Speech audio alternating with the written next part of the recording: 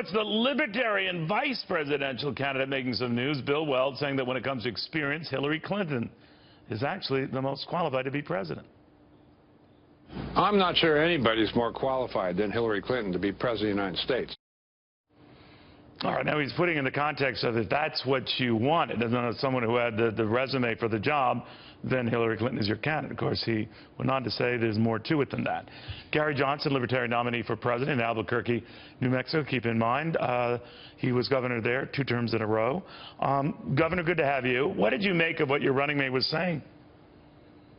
Well, in the whole context of things, he said the right thing. Look, she's qualified. Donald Trump is not qualified, but Hillary Clinton, on the other hand, look, pay to play, taxes are going to go up. There's a certainty regarding that, and there's a certainty that she's going to be the most hawkish candidate if she gets elected president. I think we continue to drop bombs. You know, Curt Schilling thinks that you would be a wasted vote. I was talking to him a little earlier, Governor. The former Boston Red Sox pitcher is contemplating a run against Elizabeth Warren for Senate in 2018 there. And he was repeatedly disparaging your use of marijuana, your advocacy for easing up penalties for those who smoke marijuana. What do you make of that?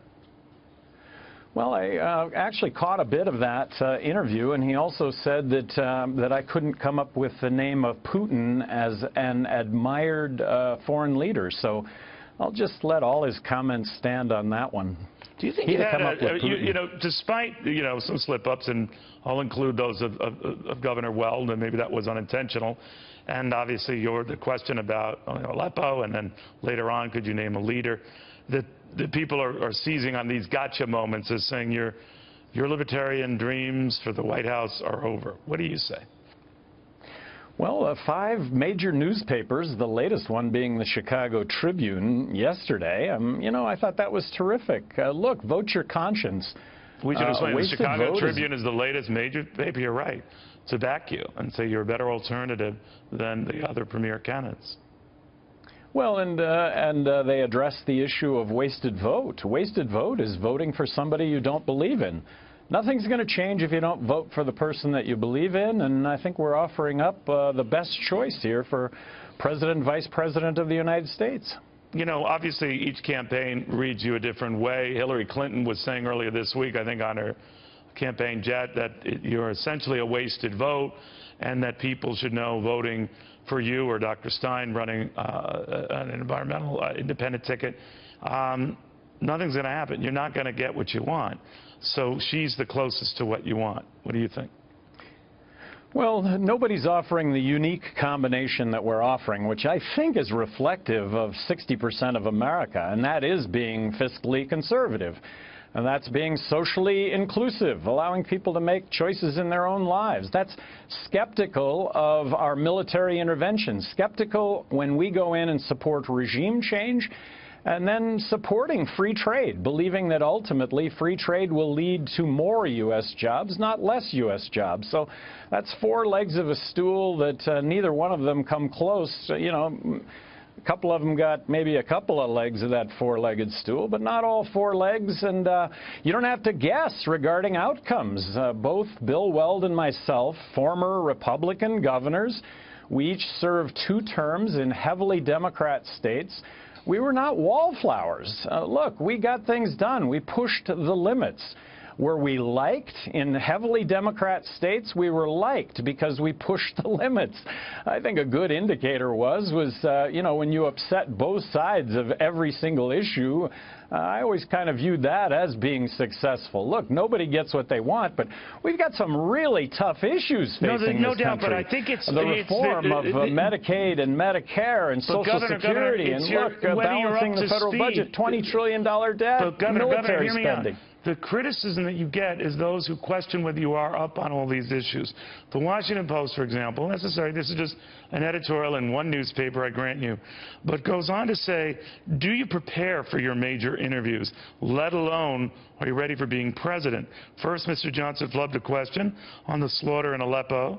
An isolated moment of confusion might be understandable. Mr. Johnson then went on to call it another Aleppo moment Wednesday when asked who his favorite candidate was. Goes on to say at the end, This is not a case of having to choose your head over your heart and vote strategically. Mr. Johnson is good-natured, but wholly unprepared and unwilling or unable to learn. What do you say? Well, I have an aversion to misspeaking. So, you know, a couple days after the name a foreign leader that you can admire, I'm still having a hard time on that one. Foreign leader that you can admire?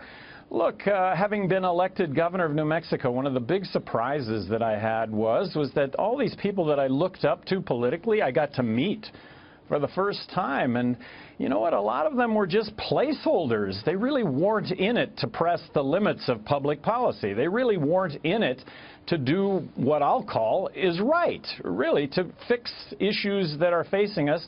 They were more in it for re-election, and that's something that I saw firsthand. That is an aversion that I have to politics, and I'll just point to my own record, having been governor of New Mexico. I was not a wallflower. I pushed these issues. Look, spending went down considerably. Looking at social issues, support of social issues, coming out more vocally than anyone in the country regarding the war on drugs. Advocating for school choice. You know, I was more outspoken than any governor in the country when I served regarding and supporting school choice. All right, Governor, you argue your position very, very well. Just wanted to pick your brain on that and the latest. Very quickly, if you'll indulge me, sir, it seems the Hillary Clinton folks are more interested in ripping you a new one than are obviously the Trump folks, which leads me to believe that you're taking more from her than you are from him. What do you think of that? Well, I understand that Hillary Clinton is now spending more money on discrediting our candidacy, myself and Bill Welds, than we have to spend. So what do you make of that? What do you make of that, America?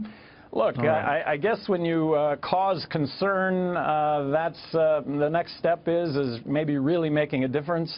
There's still an opportunity to win here, but it's getting late in the game. Got to be in these presidential debates. And, Neil, we had this discussion earlier. I know. I am polling higher than Ross Perot was before he was allowed into that first debate. No, I checked that, and actually you're right. You are. But there's different rules now.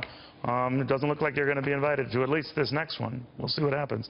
Governor, thank you very, very much. Thank you.